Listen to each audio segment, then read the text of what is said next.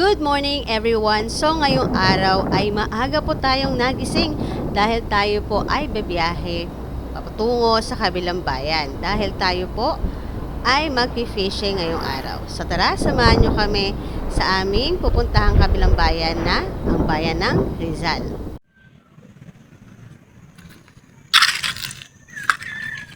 So ayan guys, andito tayo ngayon sa part ng ilog. Ayan. So, pag dito sa ilog, lalo na pag medyo mataas na yung araw, usually yung mga isda, lalo na yung malalaki, nandiyan yan sa mga gilid-gilid. Kita nyo kung gaano kaganda yung gilid, diba? Ito yung isa sa reason kung bakit mas gusto ko mamingwit dito. Pwera sa malawak yung choices mo, malawak yung space ng ilog nila. So yung mga ganyan sa mga side-side, may mga lilim, yan yung malalamig na side kapag mataas na yung araw. So ang gagawin ng mga isdang tabang, gigilid dyan sila. Dyan sila matutulog, dyan sila magpapahinga, parang tao din.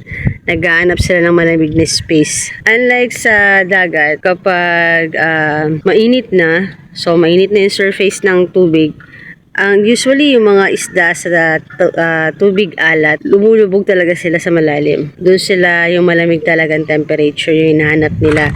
Pero pag dito sa ilog, hindi naman kalaliman ng ilog na ito. Siguro, hindi ko pa alam. Ay, meron doon net. Usually ito ay sa gilid lang talaga sila. Gumigilid lang yung mga isda. So, ang ganda ng place. Mamaya, magta-try tayo pagtapos niya. Kasi hindi tayo nakadala ng isa pang rod. Lumipat siya dito sa kabilang side. Dito tayo nakahuli ng halos 1 kilo na dalag. Yun. Kasi dito sa kabilang side, yan, dagat na yan. Kaso, sobrang lakas ng alon. Medyo nakakatakot. Tapos, puro basura yung nahuhuli niya. Nakukuha niya. Ayan. So, ito yung mga basura na actually, hindi naman siya yung pangit na basura na katulad sa iba. Yung mga stick na mga kawakawayan. Ayan. Yun nga lang kapag nag-cast ka na, pag sumabit ka, talagang sabit ka. Hahatakin mo talaga yan, pataas lahat. So, ayan. So, kahit saan, kung naglilinis ang dagat ngayon, kahit saan ay nakakakuha talaga siya ng puro basura, puro damo sa ilalim. Yan yung place. Ayan, sumabit na naman siya. Ay, ano yon? Ano nangyari? Soft floor? Hindi. Nice. 5 grams. Madami masabitan? Mga ganito. Ayan yung mga kalimitan na nakukuha niya, nakakawil niya doon sa mga ilalim na yan. So, naputulan siya, sumabit siya, kaya kailangan niya putulin pala. So, ayan guys, pag nandito kayo, pipili lang kayo kung tubig tabang or sa tubig dagat kayo mangangawil. So ngayon, parang mas maganda mga whales dito sa tubig tabang kasi kalmado dito as always to. Doon kayo sa kabila, ang lalaki ng alon, nakakatakot. Yan. So ito yung dugsungan nila. Ito. Yan. May time naman na mababaw talaga siya na halos pwede kang dumaan. Diyan, tatawid ka dyan, papunta sa kabilang side. Tapos may mahaba pang lalakarin dyan. So, isa rin sa paboritong puntahan ng mga anglers dito sa Mindoro, dito sa Occidental. Kasi, dito guys, ang dami dito mga malalaking isda. Tsaka yung mga, usually yung mga pusit na malalaki. Diyan sila dun sa banda nakakakuha. Kung papansinin nyo dun banda sa malayo, medyo kalmado dun. Tapos lahat ng bangka nandun sa gitna. Saan lalaki namang huli nila doon guys. Then, dito, dyan banda, dito lang. Yan. Dito sila nakakahuli dati dyan sa tagpuan ng tubig tabang at tubig alat ng malalaking isda. Pagpipilian mo ng pwesto dito kung saan mo gusto. O mababaw nga yung doon banda Kasi may naglalakad. Ayan So, sige to, past 6 na. Malis kami sa bahay ay 5 a.m. Pag dito ka, kahit mag-sightseeing ka, ang ganda ng bundok, yung shades ng bundok sa umaga. Kita mo talaga, iba-iba yung kaya shades. So, try nyo rin pumunta dito guys. Ito ay lugar ng Rizal. Adela Rizal. Ayan, may mga hunting na rin ng kanilang isda ngayong araw. Diba, ang tagal nung ano ah. Ano nangyari sa'yo? Tagal mo man! Tingnan nga natin kung ano nangyari doon. Pero ano, kapag sa akin effective talaga, sabi ko nga sa inyo nung mga unang vlog natin, effective talaga sa akin kapag sa mga tubig tabang. Ang gamit ko talaga ay soft lure. Mas nakakahuli ako sa soft lure. Hindi ako masyado sa ano. Ano nangyari? Magsusoft lure ka ba? Ah, nasira din? Pagkaputol mo? Pagka ano nung ano? Akala ko ano lang, yung lure lang ang nawala talaga. So, anong gagamitin mong ano ngayon lure? Ano? Masok po dito eh. Magsusoft lure ka? Lagyan natin ito. Dapat may jigid ako malaki. Kaya nga. Puti ang maganda rin ang effective dito. Tapos na, konti na lang puti natin. Munti na lang. Dati dami. Oo. Ito may jigid ako dito. Baka pwede pa din. So, ayan o, may frog din siya o. Yung frog na hindi nagagamit masyado. Kaya Ewan ba, parang hindi siya effective sa atin. Yung palaka. di ba nakahuli naman? Ay hindi, software nga pala yung... Soft lure yun, white. Ay, hindi. Yung ano, yung bilog ang buntot. Hindi, parang ganito siya pero bilog yung buntot niya. Mikot-ikot sa baba. Yan yung ganyang buntot. May mga naglalakad sa gitna eh, oh. Babaw dun, oh. So, siya ay magsusoft lure ng kulay violet. Hindi ko alam kung anong science ang violet na. Yan lang talaga ang takaw oras, kain oras pag naputulan. So, yan. Ang dami kasing naanod na mga kabakawayan, mga panggatong. Kaya ngayon yung mga kalimitan, yung mga taga rito ay namumulot sila ng mga panggatong nila. Tsaka nag-uuling sila dun banda. Yan, magawa sila ng uling. Kaya na sila, oh. Ang bilis nila, oh. Kayo na lang nandun sa naglalakad, sa kabila. Ayun na sila, oh. Maghahanap din sila ng mga hunting din na isda. Ayan. Mga English. Ay, oo, may mga fishing rod. Oh, may oh. Babaw pala doon, nilakad lang nila eh. Simula doon sa kabila. Ah, may nakaabang na sa agad sa uwak doon, oh.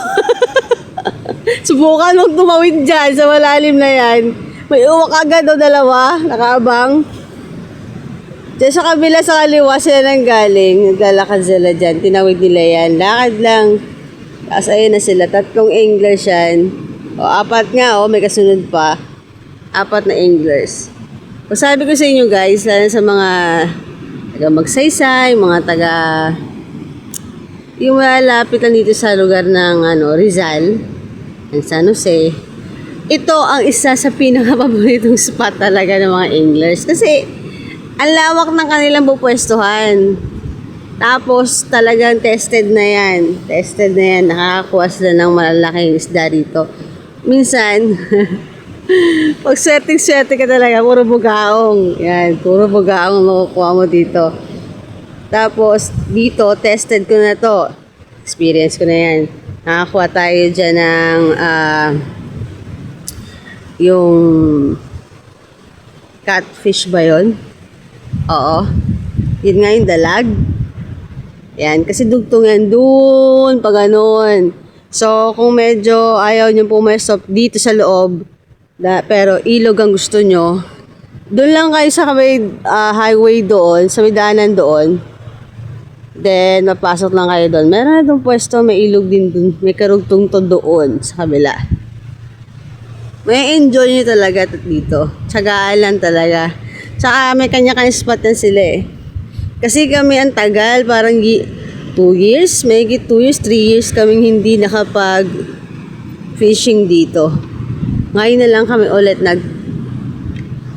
babalik sa pag-fishing. Babalik loob. So, ayan guys. Enjoy muna tayo. Sana may mahuli tayo. Huwag lang tayo ma-zero sana.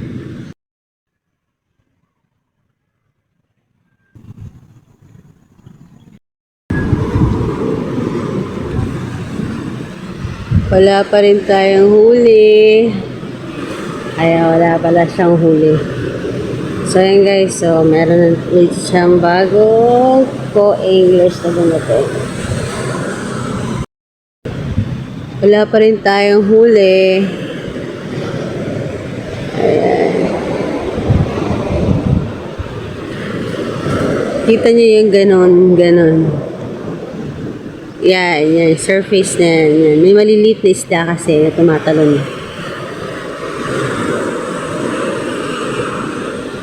So, yan na sila mga anglers dito. Yan na tayo dito guys. 1, 2, 3, 4, 5, 6, 7. Ito na tayo dito. So, medyo naiinggit tayo. Nakakaramdam tayo ng inggit dahil hindi tayo makapag-casting dahil guys wala tayong fishing rod na nadala. So isa lang yung fishing rod na bit-bit niya, yun yung ginagamit na ngayon.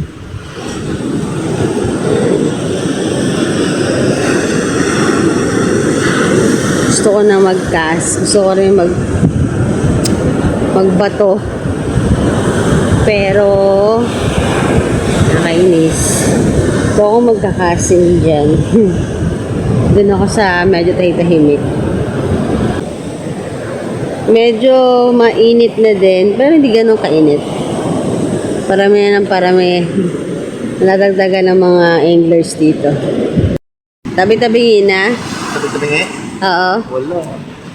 Kala ko tumabi-tabingin na yung mga lures mo eh. Hindi. Ano ito? Puro dumi.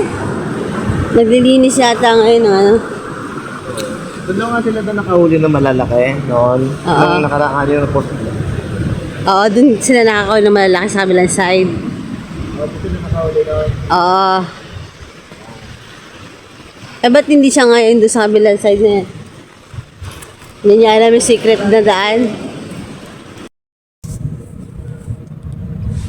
So, ayan guys, sa wakas, hawak na natin ang fishing rod. Ayan. So, ang gagamitin nating lure ngayon ay frog. Orange frog. Yan. So, ayan guys. Tayo ay hehehe. Nakahiram din sa kanya. So, mag-vlog muna siya. Tayo naman ay dito magkakast sa ilog. Hey! Ayan. Dito tayo magkakas sa ilog yan.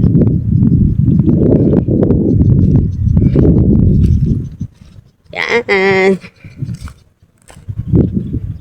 Gagamit tayo ng frog. Actually, hindi ako gumagamit ng frog. Pero frog kasi nilagay niya. Huwag na tayo makipagtalo. Baka kunin niya pa ulit yung ating fishing rod. Huwag tayo pahiramin ng fishing rod. Kaya, okay na yan. Basta baka cast lang tayo. Okay na yan guys. Ayan na. So, ang target natin, yung mga gilid-gilid na yan. Pero ingatan natin sumabit. Ang kagandahan dito sa frog, na-float. Nalutang siya. Ayan. So, tara na. Try na natin.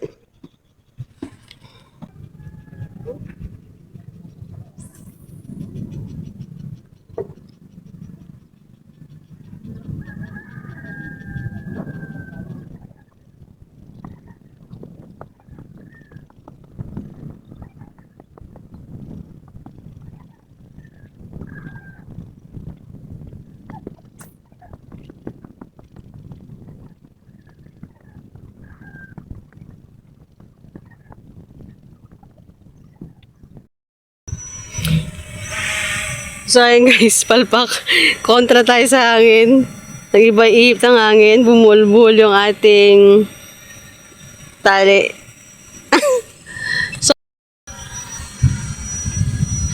So ayan. Bumuhol. Ayan, kita nyo guys yung tali natin. Kontra tayo sa hangin kasi. Tapos sobrang haba nung naikas natin. Tapos bumalik sa atin. Ayan, nagkabuhol-buhol na.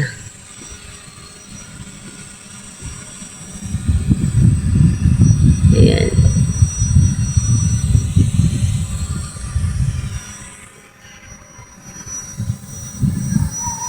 Harangan natin ng hangin. Yan. Go! Yung mga kistap-kistap tayo na yun, oh. Yan, sa dagat. Sinong relate? Ayan, oh. Diba? Kuha, ganyan na ganyan yun. May kislap, oh. So, mataas na ang araw. Wala pa rin tayong huli guys kasi nga malakas masyado ang alon. At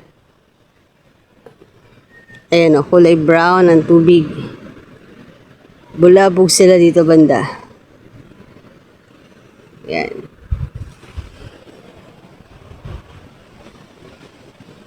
Nagpasok ng maraming kawayan ng kung ano-ano mga stick ang ating dagat ngayon dito. Medyo masakit na rin sa balat, yung init na yan. Ayan, medyo masakit na.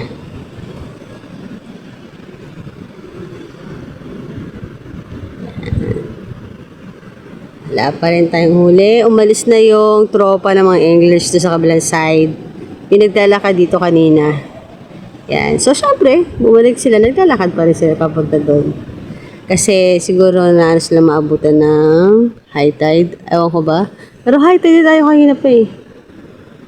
Kasi usually, kapag low tide dyan, pwede kang dumaan doon sa gitna. Or, may hindi lang talaga ako alam na tawag sa mga nangyayari ngayon. Yan. Tapos yung isa, pumunta na doon banda. As in, kasi guys, napakahirap sumempo ng kahit isang bugaong man lang dito ngayon. Ayan, pumesto sa ilog naman. Kanina doon tayo, nag-casting tayo, pero hindi tayo kasi kanina frog yung gamit natin. So yung frog, eto yung frog, yan.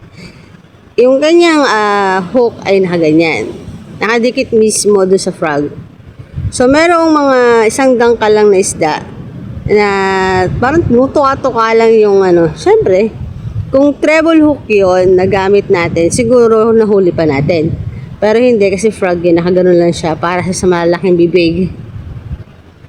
Alam mo yun, kapag yung frog, kasi yung hook niya nakaganyan, tapos sinakmal siya ng malaking bibig na tulad ng mga dalag, hatak yun. Pero pag yung mga sandangkal, mailitang yung bibig, yung tuka-tuka lang yung ating frog, malabo. Nagpalit tayo ng soft lure, kaso sumabit naman, so naputol. Tinutol niya na agad. Ayan, tapos ngayon, so siya na muna. At tapos siya kanina mag-drone. Ayan, ito yung alon doon. Umaalon doon kasi mababaw. So, dyan dumaan kanina yung mga English. Yung apat na tropa na English. And then, ang place, diba? Wrong timing lang talaga kasi, ayan, kulay tsokolate ang ating tubig dagat ngayon. Mga ibon, nangunguha na maliliit na isda sa gilid-gilid. Kanina may naglalambat dun eh. Kasi nandun yung apat na English kanina. Tapos, tinabihan sila ng isang bangka. Sabi nila naglalambat daw. Minsan yun din ang mahirap kapag sa angler din. Nag-fishing tayo, tapos medyo maganda yung spot natin. Maya-maya may naglalambat na rin. So, syempre, iiwas tayo. Tayo talagang aalis kasi masabitan tayo, sasabit tayo doon sa kailangang lambat. Diba? So, kahit isa lang, sana. Ay, sumuko na sila. Nagharap sila ng mga spot nila. Isa lang.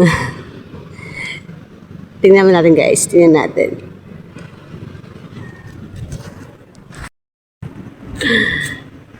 Ano, uwi na ba tayo? Di pa? Okay. So, ayan guys. Tayo ay Naka zero. zero. Zero tayo ngayon dito sa ating isang ano. May mga may nakikita ko isda kanina, yung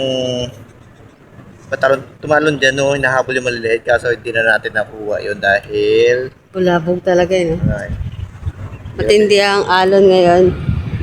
Ayan o. Chocolate na. Mocha. So, tatry natin lumipat sa ibang ano. Grabe yung bangka na yan. Parang kala mo naglalakad sa lupa. Oo, kanina pa yan. Ang bababaw lang dyan. Ayan guys, so kung matatandaan nyo, meron kami mga upload na videos dito last year pa. Ayan, kung matatandaan yung video na nakaupo tayo dito habang nangihinain sila nangihinain tayo ng pandesal. kaya nga, may mga bana kay pandesal, oh. Pandesal. Pandesal. Oo, pandesal. Pandesal lang ang dala, oh. Kasi may kuwente. Kaya nga eh. Ay. Thank you. Pandesal ng bayan. Tapos, huwag kayo mag-aalangan pumunta dito guys kasi napaka-nice ng mga tao dito. Kami ay binigyan ng mga isda ng mga taga rito. Bigyan ng plastic, extra plastic. Ayan! Thank you po! Thank you po. Salamat po. Thank you po! Thank you po! Thank you po! Thank you. Binigyan. Kasi lahat ng taga rito, puro ano, ang kanilang kinabubuhay, syempre, pangingisda, ayan. Kasi yun yung malapit talaga. So, dito guys, huwag kayong ano, okay lang dito. Welcome na welcome kayo dito. Mabait ang taga Adela Rizal.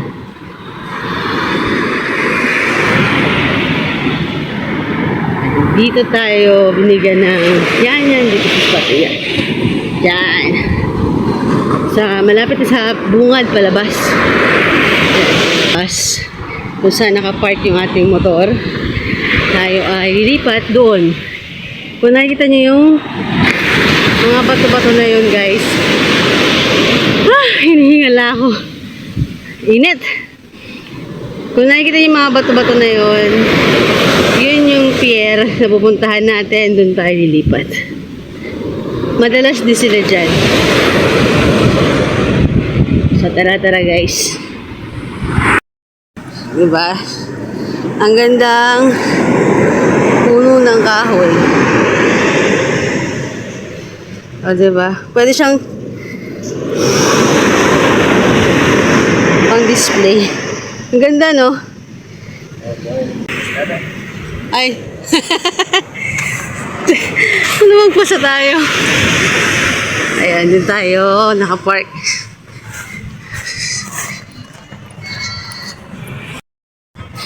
Nakakapagod yung pag-ahon sa lupa. Dun sa pag-ahon sa lupa. Hiningal ako.